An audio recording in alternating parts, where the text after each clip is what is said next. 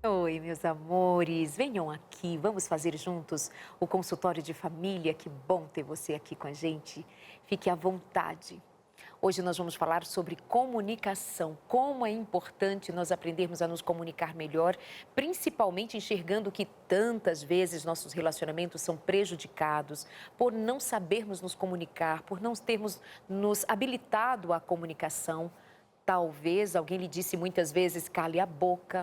Não precisa você dizer nada, não me interessa pelo que você diz, o que você pensa, shh, engole o choro, sabe, coisas assim ao longo da vida?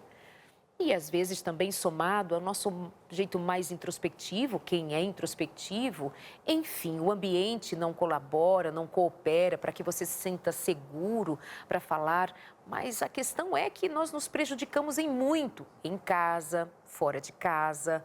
Quantas pessoas perdem de ter um crescimento profissional sendo satisfatório na sua comunicação das próprias habilidades, do próprio saber, de passar confiança. Esse é um assunto que vai certamente fazer a diferença para quem está em busca de se reorganizar para justamente encontrar esse modo de comunicar melhor, para ser entendido melhor, para trocar melhor.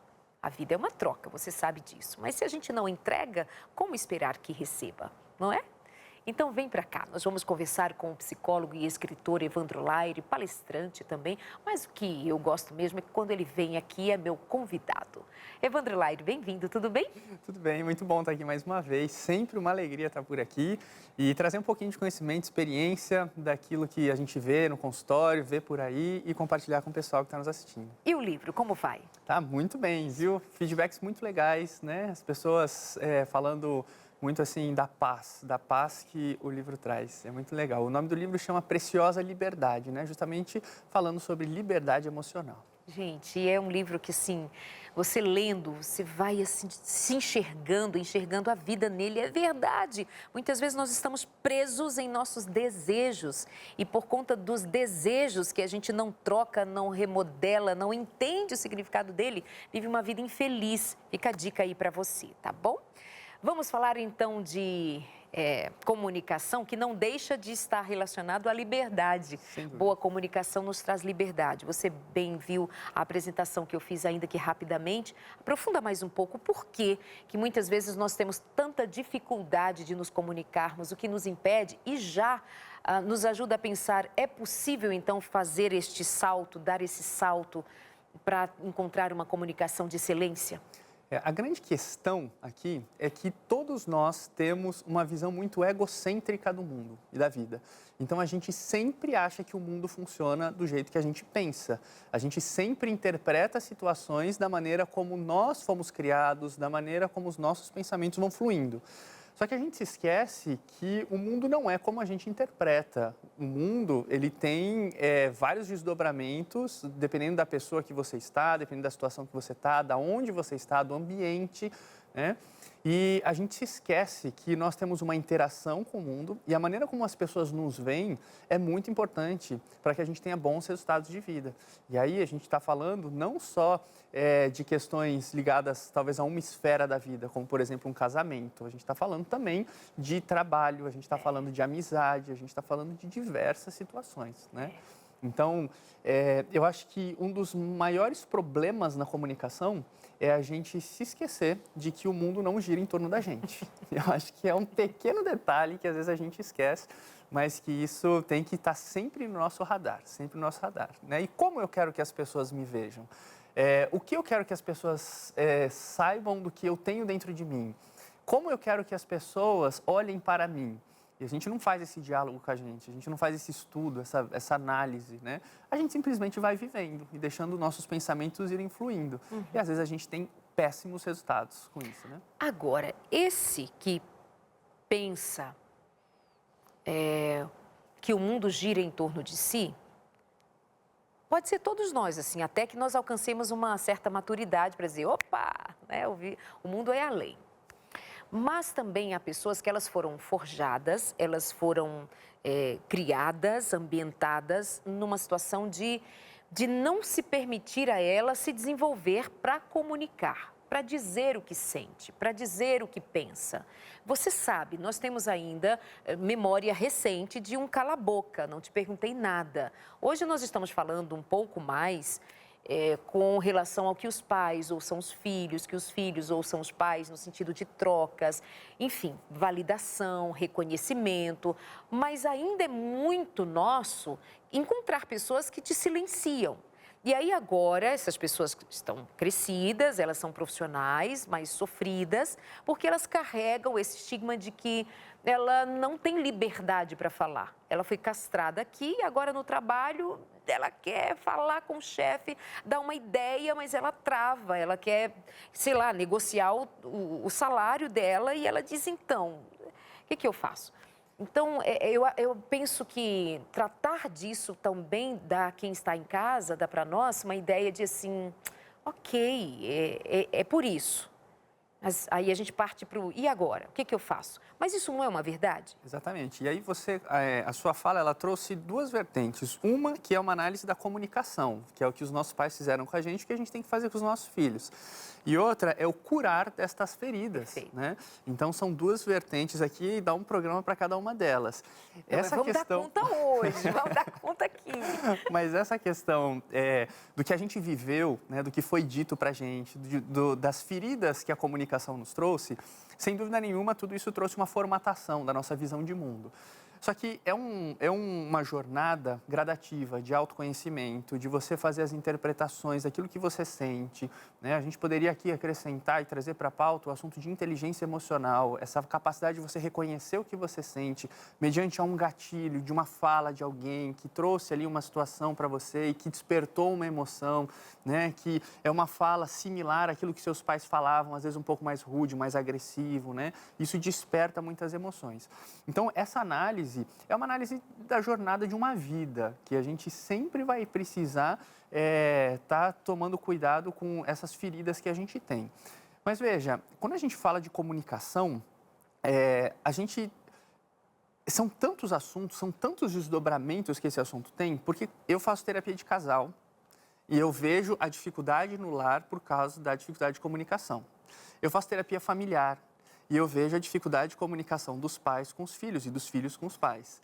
Eu faço consultoria de RH e eu faço recrutamento e seleção. E eu vejo a dificuldade que os candidatos têm de comunicarem uma imagem adequada e assertiva para assumir uma vaga, né? Eu faço palestras e aí eu vejo a dificuldade de comunicação que às vezes outros palestrantes têm, que às vezes têm muito conhecimento, mas não têm uma didática, uma postura diante do público. A comunicação... Os pregadores. Os pregadores, exato. E a gente precisa lembrar que 70% da comunicação é não verbal. E a gente também precisa lembrar que uma boa parte da comunicação e da imagem que as pessoas constroem da gente é nos 3, 4 primeiros segundos, quando elas nos veem, né? Então, às vezes, a gente fica muito preocupado só com o conteúdo que a gente fala. Mas a gente esquece da postura, a gente esquece da apresentação, a gente esquece da aparência, a gente esquece do olhar. E eu aprendi, acho que uma das coisas que eu mais valorizo na conexão com as pessoas, em qualquer um desses trabalhos que eu mencionei que eu desenvolvo, que são os olhos. Os olhos. Quando eu vou entrevistar um candidato para uma vaga de emprego, eu olho muito na maneira como a pessoa olha. É a determinação do olhar. Para mim, isso conta muito, né? Quando eu estou fazendo terapia com alguém, mesmo que seja terapia online, eu fico olhando para os olhos e às vezes eu vejo que o olho brilha mais, se emociona mais a pessoa diante de um assunto e eu entendo que é naquele assunto que eu preciso me demorar mais tempo. Então, você vê que a gente comunica até com os olhos, né? Você citou o brilho no olhar, que a gente sabe que é aquela expressão mais vivaz, né, dos olhos. O que mais os olhos você percebe? Dá para comunicar nos olhos tristeza? Dá para colocar nos olhos medo, né? Então, essa avaliação que se faz do olhar, ela vem de dentro, porque é difícil negar, né? Exato. E atualmente, eu faço somente terapia online, né? Eu já atendi pessoas de 12 países, brasileiros, né? Espalhados aí por 12 países diferentes. E eu não tenho a visão toda do corpo da pessoa, da apresentação toda da pessoa. Muitas vezes eu fico com a imagem ali do tórax para cima. E o que me resta é só a expressão facial, né? E nesse processo... Através dos olhos, eu consigo perceber quando a pessoa ela está empolgada, quando a pessoa está triste, quando a pessoa está dispersa, quando a pessoa se incomoda com alguma coisa que eu falo. Então, são as mínimas variações da face da pessoa. É lógico, o treino, né? Quanta gente eu já atendi, são milhares de horas de atendimento clínico, então a gente vai pegando esse refinamento, né, de cada expressão. Mas, assim, pelos olhos, é muito comum a gente ver expressões de medo, a gente vê expressões de ansiedade. Quando eu atendo adolescentes, que às vezes o pai dá uma obrigadinha, assim, de fazer terapia, né? O pai manda um pouquinho, a gente percebe o adolescente meio disperso. E quando vira os olhos, assim, aí eu já sei que eu tenho que mudar o assunto, às vezes eu tenho que fazer algum barulho, algum som, para cativar mais a atenção. Então, a gente comunica com tudo, com as partes do corpo de modo geral, né? Mas os olhos é uma parte muito especial, na minha opinião. É muito especial porque é muito difícil você esconder o que aparece pelo seu olhar, não é? Digamos que alguém, em se tratando de comunicação, ela vai se vestir melhor para impressionar, ela vai se arrumar melhor para impressionar, impressionar no bom sentido, né? Assim, tá querendo... Não, para causar boa impressão.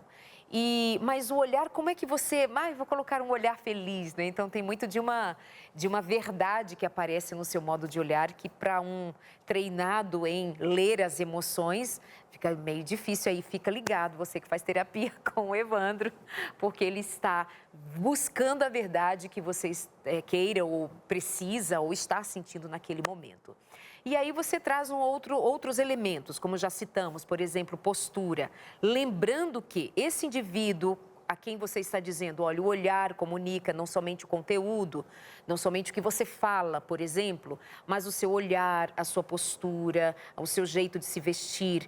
Mas isso não pode ser superficial se primeiro você de dentro não trouxer uma verdade que você queira entregar, ou quando eu mudo fora, ajuda que eu também me reorganize dentro.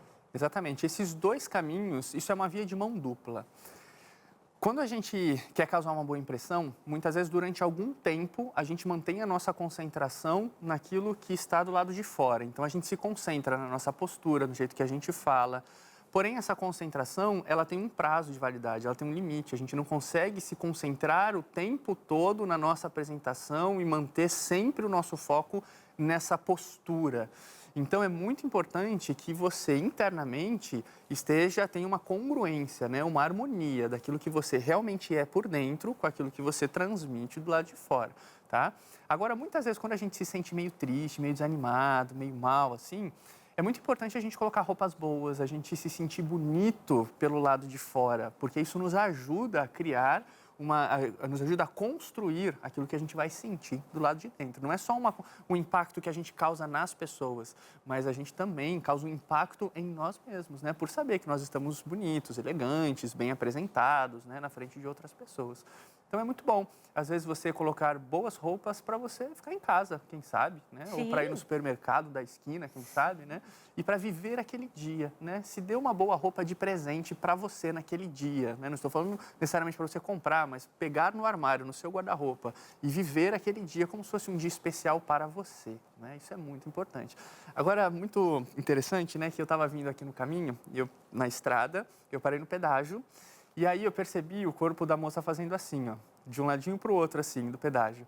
Aí eu brinquei com ela e eu falei, você tá louca para ir embora, né, moça? E ela disse para mim, olha, tô louca para ir embora e eu acabei de chegar. Aí eu falei, eu tô vendo que você tá balançando a perna, mas eu não tava vendo a perna dela, eu tava vendo só o corpo dela. Ela falou, nossa, moço, como é que você percebe? Como é que você percebeu isso? Eu falei, você tá falando com um psicólogo. Então, eu tô falando contigo aqui, eu tô lembrando desse episódio que acabou de acontecer, para você ver como é a comunicação. Exato. Eu percebi a agitação dela, eu percebi a ansiedade dela, só pelo balançar dos ombros, mas eu percebi que a perna dela estava balançando. Exatamente, né? E para a gente até organizar aqui, até contribuir melhor com o pessoal de casa, eu acho que é bem legal a gente falar aqui primeiro daquilo que é a comunicação dentro do lar. E aí depois eu acredito que é legal a gente falar de comunicação social para o trabalho, por exemplo. Perfeito. Né? E aí eu lembro, só para aproveitar um ganchinho aqui, quando você diz, colocar uma roupa melhor para estar em casa. Aí eu lembro de uma citação de Ellen White, quando ela está falando às famílias, ela diz para as mães que geralmente se largam para cuidar dos filhos, para cuidar das atividades domésticas e fica por último, é muito comum que seja assim, você sabe? Mas ela diz assim, não se apresentem para os seus filhos como que um espantalho fosse, para que as crianças tenham prazer na sua companhia, também pelo que você mostra do seu vestir, do seu cabelo. E isso muitas vezes é tão desprezado. E eu tenho dito isso também às mulheres, em especial com quem me encontro, de trazer esse conceito de quando muitas vezes você fica melhor de ao acordar, colocar um tênis, uma roupa até como se fosse fazer atividade física, isso vai te dar um gatilho de você de fato fazer exercício físico, porque você está já pronta para isso. Então você precisa informar para o seu cérebro que há uma disposição, ainda que seja a partir da roupa, muda você. Tem uma professora de Harvard que ela defende que a postura mesmo, fisicamente falando, muda o teu jeito de pensar ao ponto de fazer mais autoconfiante. E ela diz para as mulheres colocar a mão na cintura e ter uma postura assim mais ereta, como se fosse a postura da Mulher Maravilha. Menino, vou fazer o programa assim agora. Se liga, né? Chega para o marido assim, oi amor, bom dia. Chega para a esposa, enfim, faz para os seus filhos. Vamos viver na postura, menino, na régua, porque vai que ajuda. E ajuda. Exatamente. E olha só que coisa, é muito curioso, né? Porque eu sou uma pessoa alta, eu atendo as pessoas e as pessoas às vezes não imaginam o quanto eu sou alto. Eu tenho 1,87 m, né? E pela minha altura, durante a minha adolescência, até o início da minha juventude, dos 20 e poucos anos aí, eu me lembro que eu andava um pouquinho corcunda assim, pouca coisa, mas um pouquinho curvado, justamente porque para estar mais próximo da altura das pessoas, né?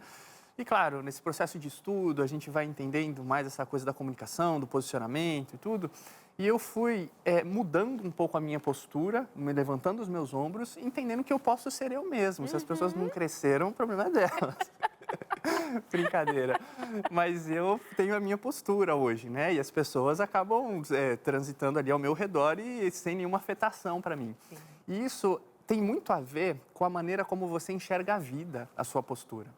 É muito comum eu ver pessoas que parece que carregam o peso do mundo sobre os próprios ombros. E aí você vê uma postura curvada. E essa coisa de andar ereto, como você mesmo mencionou aí agora, isso tem muito a ver também com a perspectiva que você encara a vida. E não tem a ver com soberba. Você andar com o peito aberto é diferente de andar com o peito estufado. Exato. Né? Então, andar com o peito aberto mostra o otimismo que você tem diante da vida, o quanto você encara a vida com alegria, aquela sensação de que você tem autoconfiança e que você dá conta dos desafios daquilo que pode acontecer, aquele olhar para o céu, né? Aquele olhar para cima, com a cabeça erguida, diferente daquela cabeça baixa, onde você está sempre preocupado e absorto nos seus problemas e concentrado numa visão curta da sua vida, né? Quando você levanta os seus ombros, olha para frente, tem uma postura assim mais autoconfiante, isso sinaliza que você está olhando para a vida com maior distância, né? De uma longitude assim muito mais ampla. Uma disposição maior.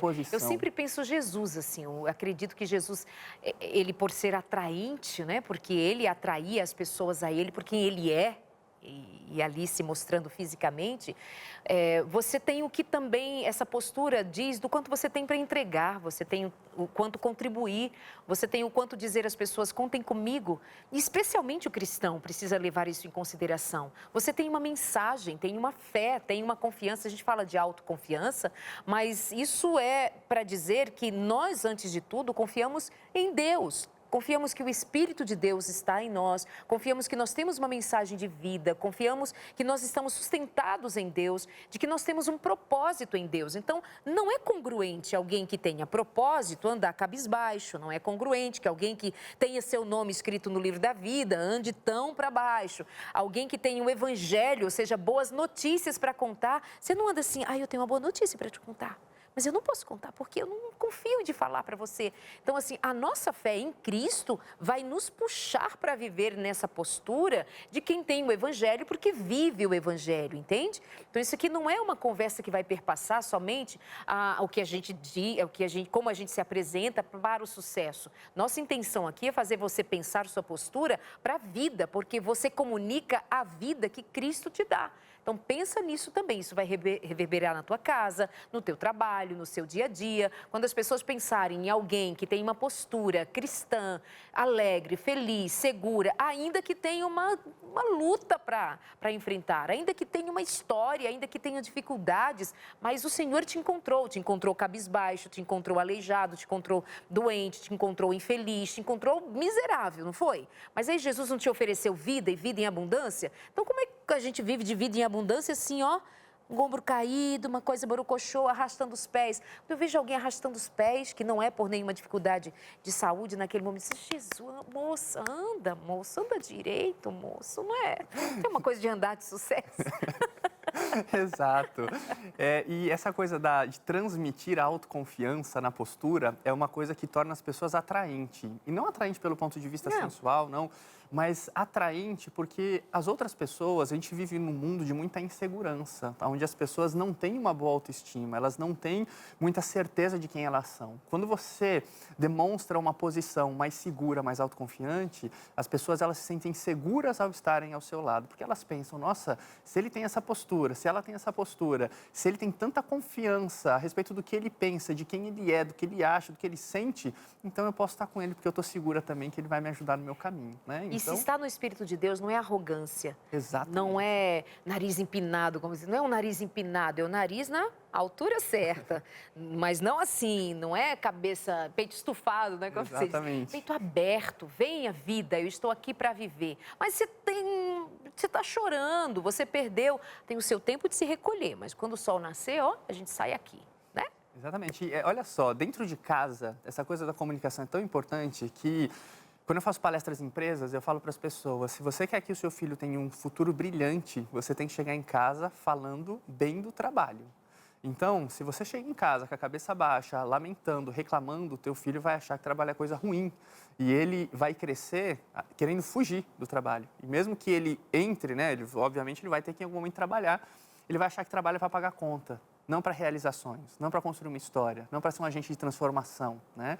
Então, para o seu filho ter um futuro brilhante, chegue em casa falando bem do trabalho, chegue feliz, pare o carro, fique 2 minutinhos. Quantas vezes eu faço isso? Eu amo meu trabalho, sou apaixonado pelo que eu faço.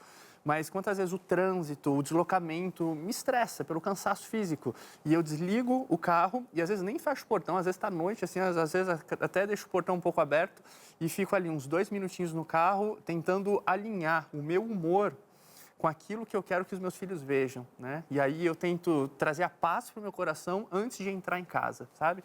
Então isso é fundamental e tudo isso tem a ver com comunicação, né? Sabe que outro dia eu entrevistei o Leandro Quadros e ele me disse algo que eu sou testemunha, ainda não ser de dentro da casa dele, mas como colega de trabalho há tantos anos. Ele tem transtornos, transtorno de ansiedade, enfim, toque, depressão. E ele contou sobre essa história. Por isso que eu reverbero aqui, porque ele sentou aqui e contou essa história muito interessante que você assista também. Porque é um homem que é pautado na Bíblia, conhecedor da Bíblia, admirado justamente por esse dom que Deus deu a ele de conhecer tanto a Bíblia, com tanta habilidade. E ele disse assim, Darleide, com os meus transtornos, eu nunca me dei o direito de ser grosseiro com a minha esposa e as minhas filhas. Eu nunca fui de maneira nenhuma desrespeitoso com elas em nome dos meus transtornos. Eu saía, ia na praça e aquilo me chamou tanto a atenção porque é verdade. O Leandro, ele convive com a gente no trabalho. Eu nunca vi o Leandro sendo grosseiro, sendo estúpido, porque, em nome dos transtornos dele, em nome da depressão, da ansiedade. Como uma justificativa, Como justificativa, né? Exatamente, como justificativa. Então, chega uma hora que até mesmo sob esse tipo de sofrimento, você toma as rédeas para parar esses 2 minutinhos ali no seu carro e pensar, eu não vou entrar em casa com o estresse que eu estou trazendo. Eu vou apresentar à minha família outra perspectiva da vida, porque eu quero que os meus filhos tenham isso para a vida. Isso é sabedoria. Isso não é nem só psicologia, Exato. Isso é sabedoria. Exatamente. E dentro do lar, por exemplo, na comunicação com o casal, a gente tem hoje, né, aquele conceito das 5 linguagens do amor, né? Então, a maneira como a gente comunica o amor também tem que ser estudado, analisado, porque às vezes a outra pessoa, ela quer receber o amor de um outro jeito e a sua linguagem não preenche a necessidade que o outro tem, né? A gente tem aquele conceito, né, já muito conhecido, né? Atos de serviço, tempo de qualidade, palavras de afirmação, presentes. E esqueci o outro. Eu também. Mas, enfim, essas linguagens é muito interessante, porque cada um tem um jeito diferente. Se eu tiver uma comunicação egocêntrica com a minha esposa, eu nunca vou transmitir para ela aquilo que ela precisa, aquilo Pois que é, ela... toque físico? Acho que sim. Eu vou lembrar, eu falo. Mas é muito importante isso, né? E na comunicação com os filhos também, sempre falar coisas positivas. Eu já disse aqui outras vezes que eu vim que essa coisa de depressão ou felicidade, além de muitas outras situações, tem a ver também com cultura familiar. E existe uma cultura familiar de tristeza em algumas famílias. Existe uma cultura familiar de negativismo, de pessimismo, de catastrofização, sabe? De ansiedade, de medo. E isso vai sendo transmitido para os filhos e às vezes os pais nem percebem e vai disseminando uma visão negativa da vida para os filhos. Então, o otimismo, a alegria, cuidar com aquilo que a gente fala dentro da nossa casa, a comunicação com a esposa, isso é fundamental, isso é fantástico para os bons resultados de vida, sabe? E a gente tem que tomar muito cuidado com isso. Olha isso, gente, que sério, né? Que é uma tristeza aprendida, um modo deprimido de viver aprendido, aquela cultura de uma família para baixo, né? Então, assim, se nós aprendemos nessa cultura, dá para a gente desfazer essa cultura e pegar a cultura do céu. O céu é alegria, minha gente, é fruto do Espírito. Vamos tratar sobre sentimentos, vamos remodelar, vamos reestruturar, ressignificar, vamos reconfigurar nossas emoções. Sentimentos, a ciência do existir, ofereço para você com todo o meu amor, para que você tenha esse material em casa e possa estudar sobre as emoções, mas principalmente levando em consideração o que fará diferente a partir de agora. Chega uma hora que a gente só conta a mesma história e precisa contar essa história, especialmente buscando ressignificar esta história, mas de modo inteligente, de modo coerente com aquilo que você tem em mente alcançar e não só para ficar num looping contando essa mesma história uma vida toda. Para mudar sentimentos, vai precisar mudar os pensamentos. Nós vamos precisar, então, considerar mais profundamente o que vai ser do nosso comportamento, o que nós queremos da vida. O que você quer da vida? Vai querer contar a historinha de sempre? Historinha. Oi, como vai? Bom dia, por quê? Eu sou infeliz, eu não vivi, eu não tenho nada. Psst, parou. Sentimentos, a ciência, a ciência do existir. Escrito pela doutora Rosana Alves, tem só 3 PhDs. Eu acho que ela escreveu aqui alguma coisinha que pode te ajudar. Você não acha? Não desconfia? E principalmente porque ela é uma neurocientista que crê em Deus. Então aqui não é somente o que a ciência humanista vai dizer, mas aquilo que na perspectiva da nossa fé, da nossa confiança em Deus pode resultar em uma vida transformada. A palavra de Deus aparece aqui. Um convite a entregar-se a Jesus aparece aqui, mas sem se desconectar de que você tem um sofrimento a ser resolvido e há um caminho que é próspero para você. 0 operadora 12 21 27 31 21. A ciência do existir. Para chegar aí na sua casa é só pedir, você não precisa pagar por isto. Isto aqui está pago pela graça de Deus, pelos anjos da esperança, com muito amor para você. Aceita? Recebe esse presente? 0 operadora 12 21 27 31 21. Fazemos uma pausa agora, já voltamos com Evandro Laire e o programa é assim, é bom do começo ao fim, então não sai daí.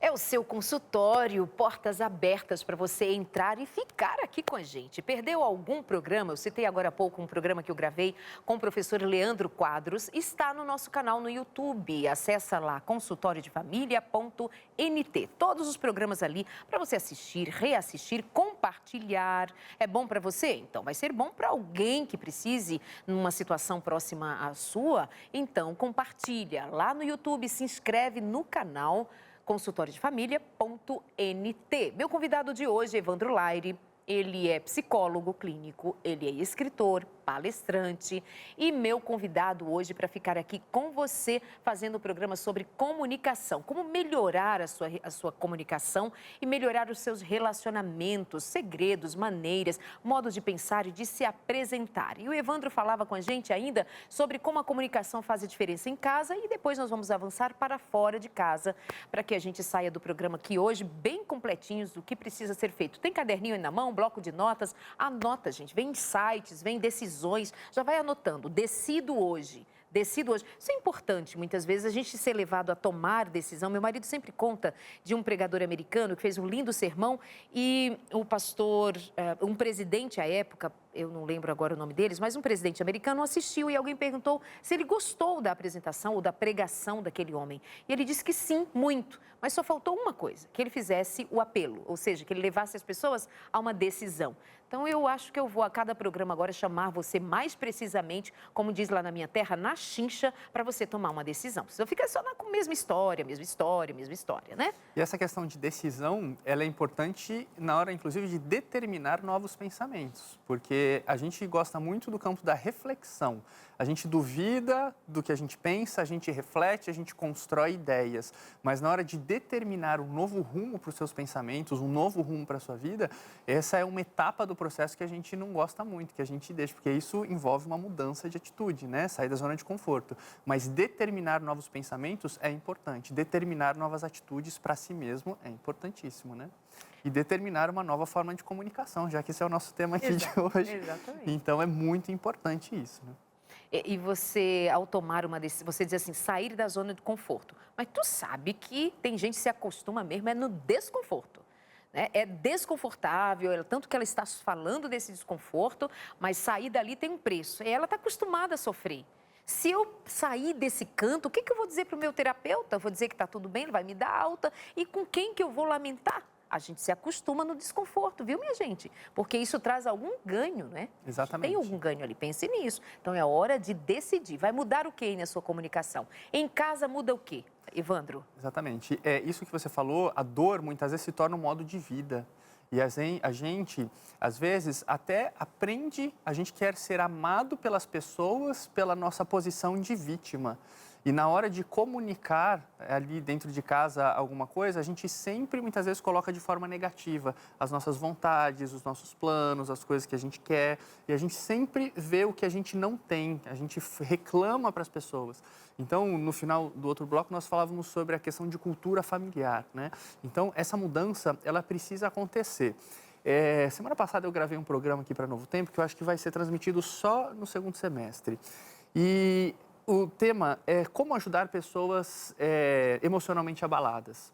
E uma das coisas que eu trouxe foi justamente como você consegue transmitir para a pessoa, como que você consegue se comunicar com uma pessoa que está emocionalmente abalada. Isso aqui é bem legal a gente falar. Porque no lar, às vezes o marido chega em casa triste e a esposa quer dar um suporte para o marido, mas fica lavando louça enquanto o marido está falando. Às vezes o filho chega da escola triste, chorando porque tirou nota baixa. E o pai, às vezes, está mais preocupado em assistir televisão ou ficar no celular. E isso é uma coisa muito importante, porque você precisa também comunicar ao outro que você está interessado no outro. E, às vezes, a gente esquece de que a maneira como a gente se comporta fisicamente vai dizer para o outro se o que ele está falando é relevante ou não. Olha só, tem algumas situações bem icônicas, assim, bem legais para eu trazer aqui, de situações de pessoas, por exemplo, com depressão.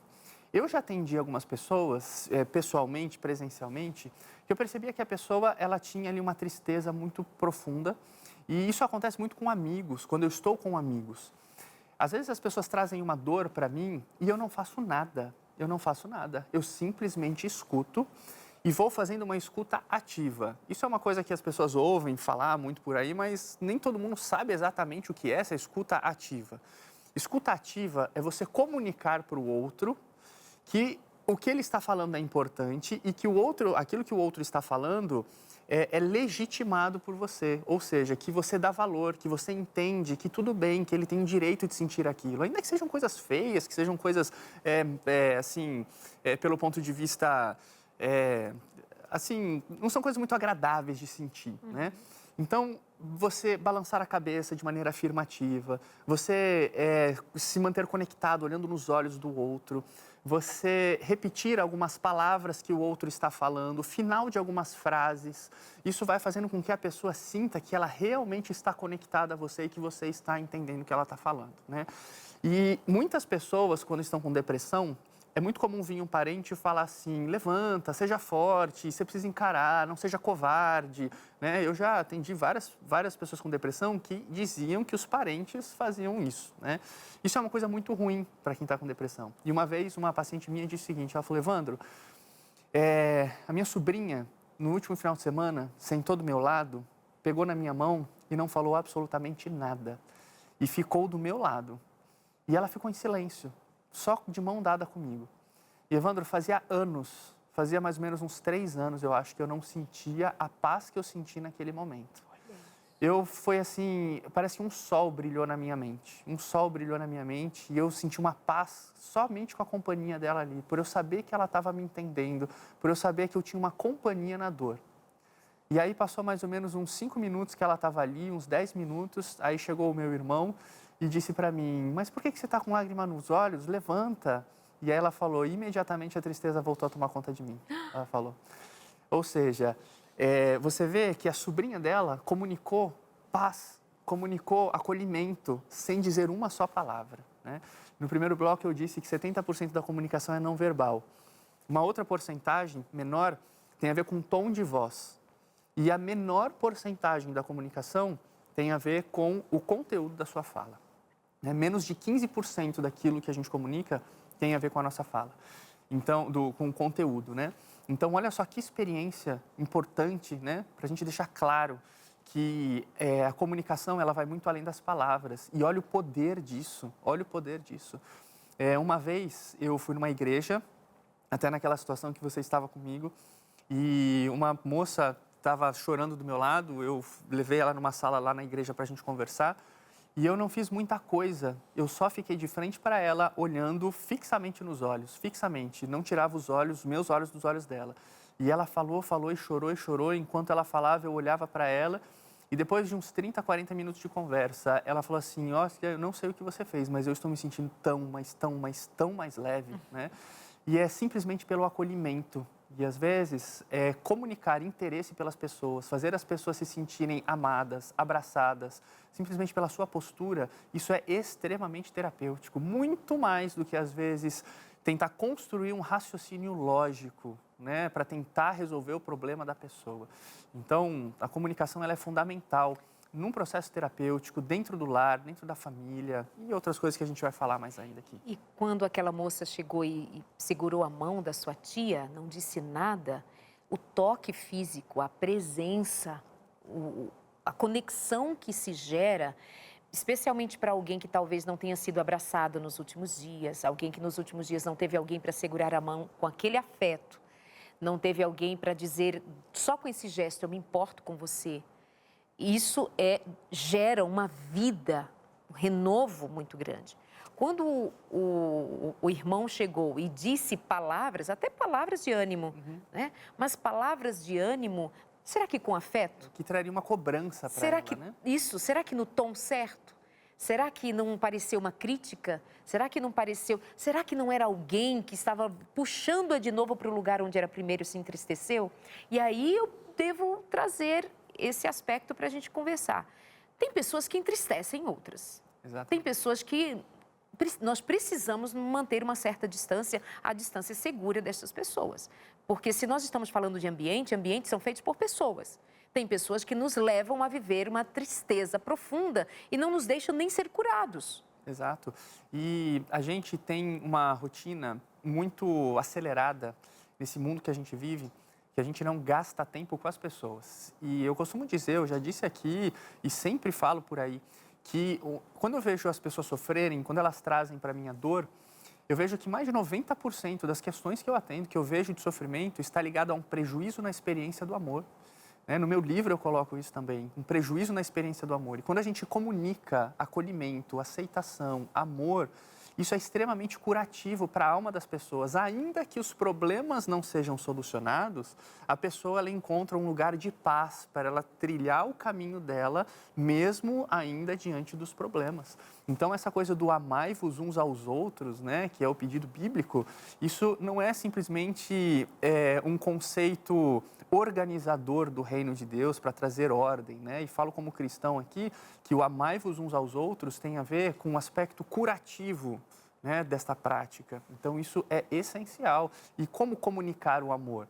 Lembrando que um pai pode amar os filhos de maneira muito profunda. Mas como que os filhos interpretam esse amor, né? Quando a gente vai para a Bíblia, a gente vê que Deus demonstrou o infinito amor dele na cruz. Mas a maneira como cada cristão interpreta a cruz vai determinar comportamentos diferentes de cada cristão. Então, interpretar o amor é importante. Mas e como a gente comunica o amor? É uma responsabilidade nossa, né? Como a gente comunica e como fazer o outro se sentir amado, né? Porque você pode amar muito, mas se o outro não entende isso, sua comunicação não está tão eficaz, né?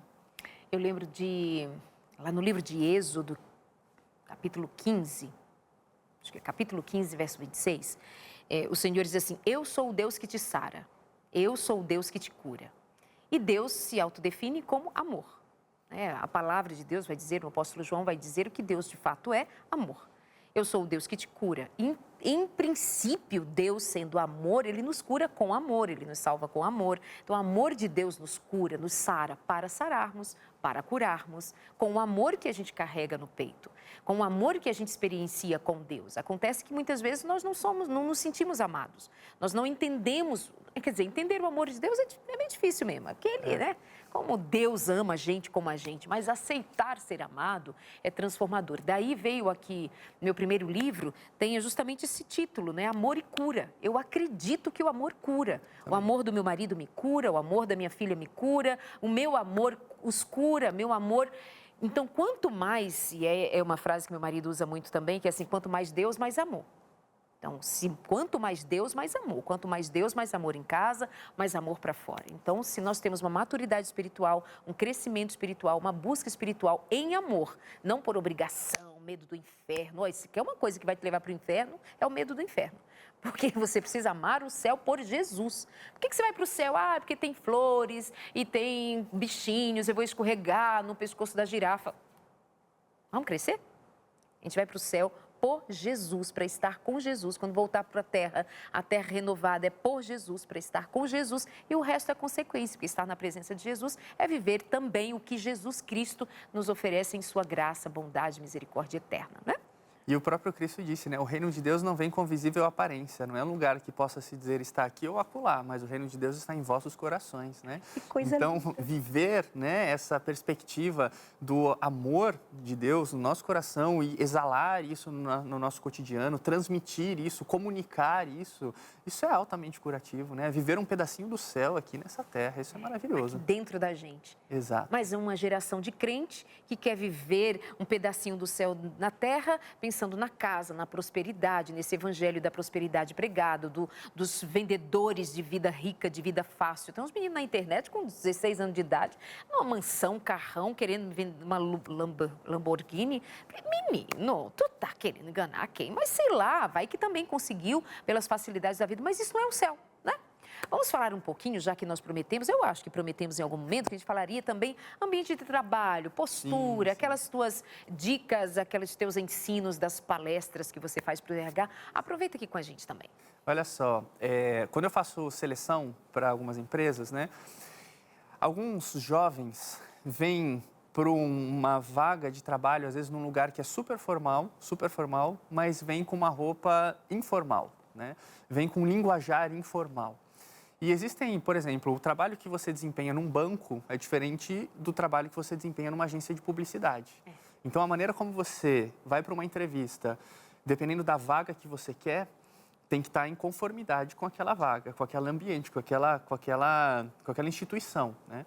E, às vezes, as pessoas elas não se dão conta de que você tem que se vestir não com o trabalho que você tem, mas com o trabalho que você almeja, né? Isso é uma frase que eu vi um dia desses, e no seu cotidiano no trabalho, às vezes você se veste de uma maneira muito... Quando eu digo simples, eu não estou falando de valor, de preço de roupa, né? Eu estou falando de qualidade, eu estou falando, às vezes, até de beleza, de uma questão de gosto mesmo. Então, às vezes, a gente se veste, tipo, eu sou só... Eu não vou nem falar um cargo ou outro aqui para não menosprezar, mas eu tenho só esse cargo, né? Para que eu vou me vestir bem? Eu sou só um auxiliar, eu sou só um assistente. Para que eu vou me vestir bem? Mas se você se veste bem, as pessoas não te veem só como auxiliar, não te veem só como assistente. As pessoas visualizam a possibilidade de você assumir outros cargos também. Então, você se vestir bem, você ter um linguajar, um português adequado, falar bem, sabe?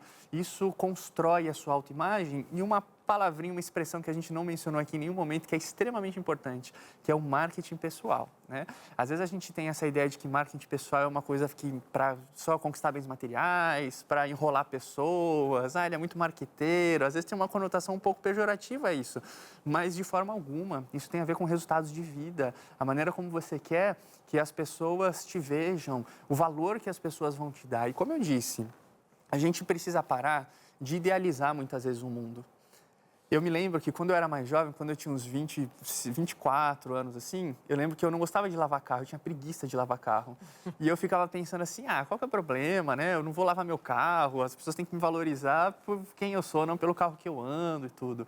E aí o tempo foi passando, eu fui entendendo que não é bem assim quando eu chego numa empresa. Não é bem assim quando eu vou fazer um trabalho, porque eu até posso buscar a valorização do meu interior, do interior das pessoas, mas não é assim que o mundo funciona.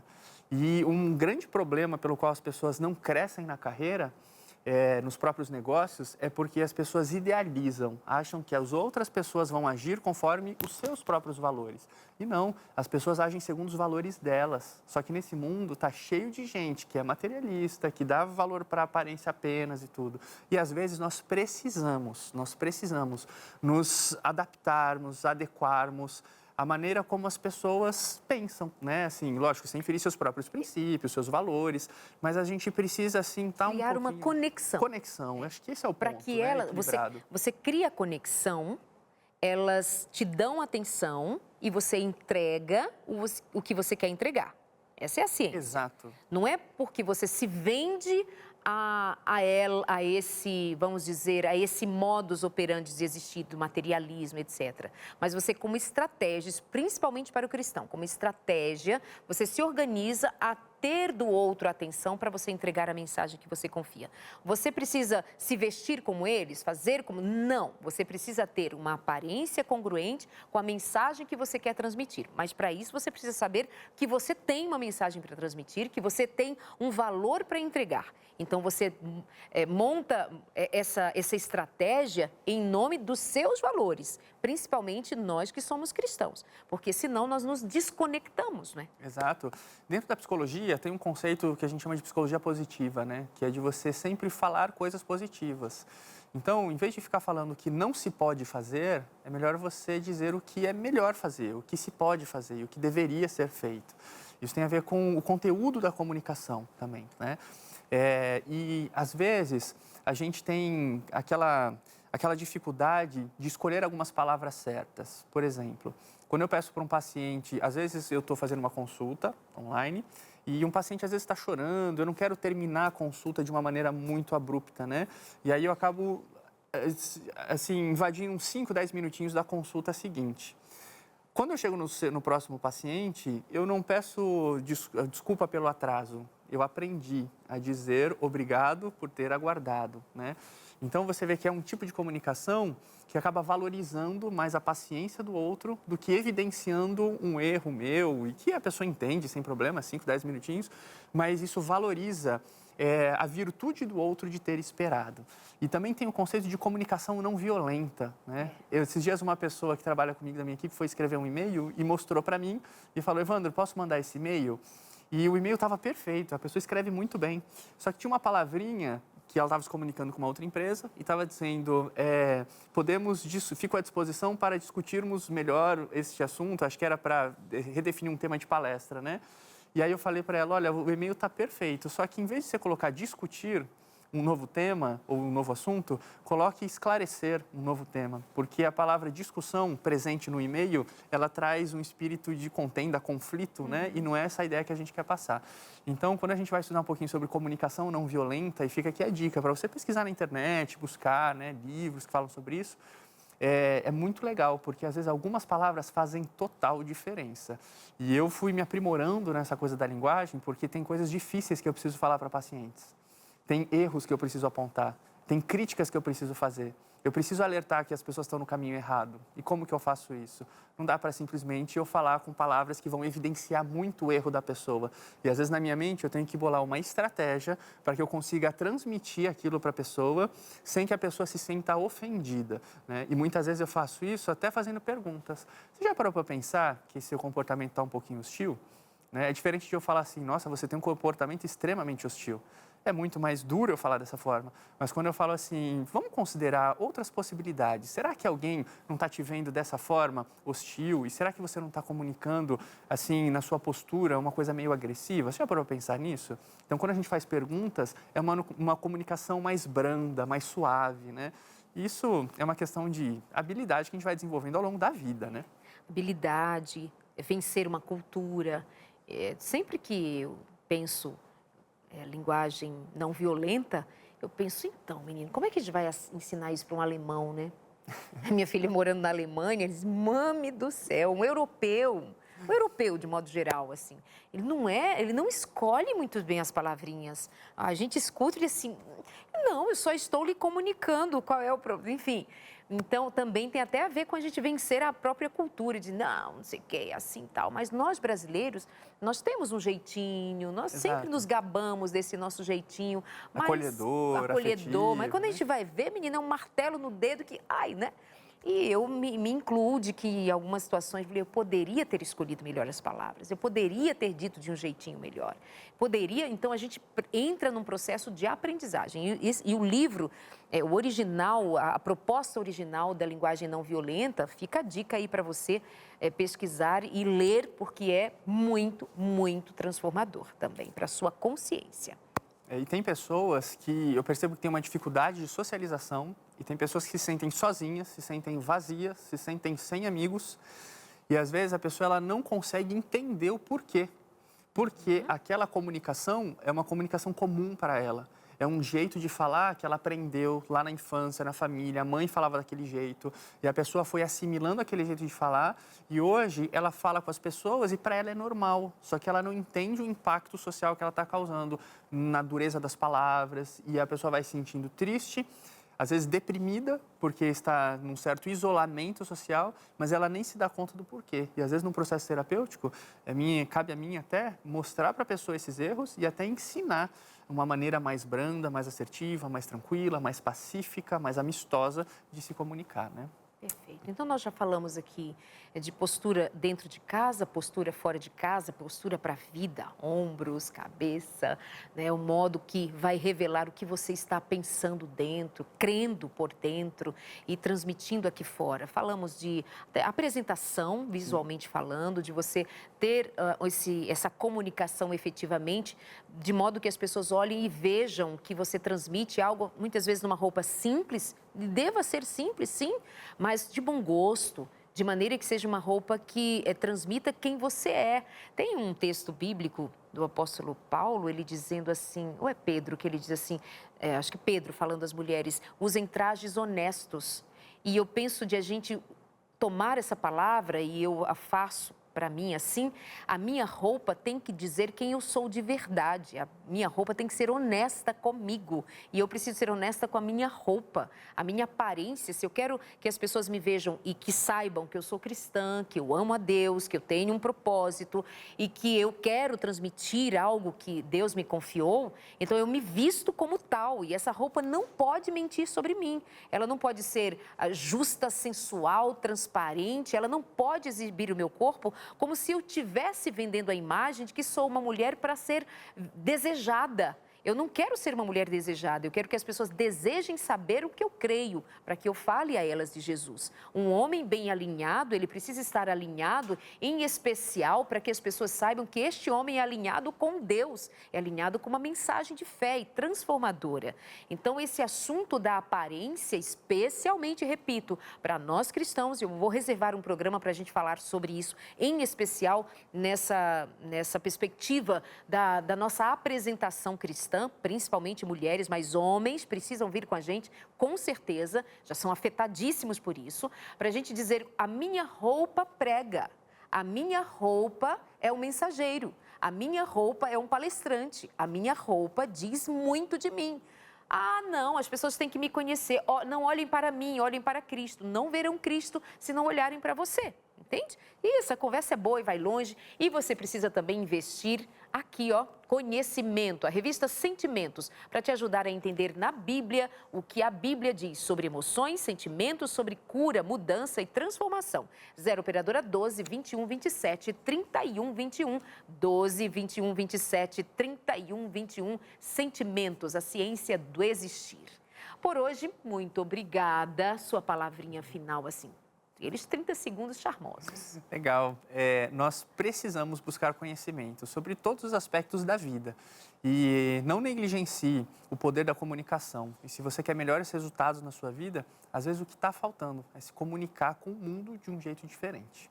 Perfeito, obrigada. Gente, é seguir o Evandro Laire nas redes sociais, é também conhecer o seu livro, vou te contar. Eu prefaciei ou fiz um comentário? Eu prefaciei. Prefaciei o seu livro, eu recomendo demais. A mim me fez um bem. Ah, como é bom, como é bom. Obrigada, viu? Eu que agradeço.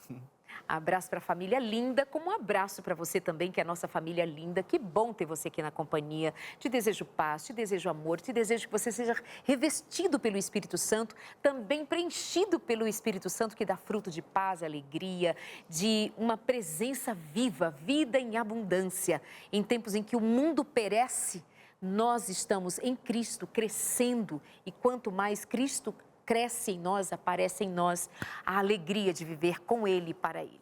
Beijo, até semana que vem.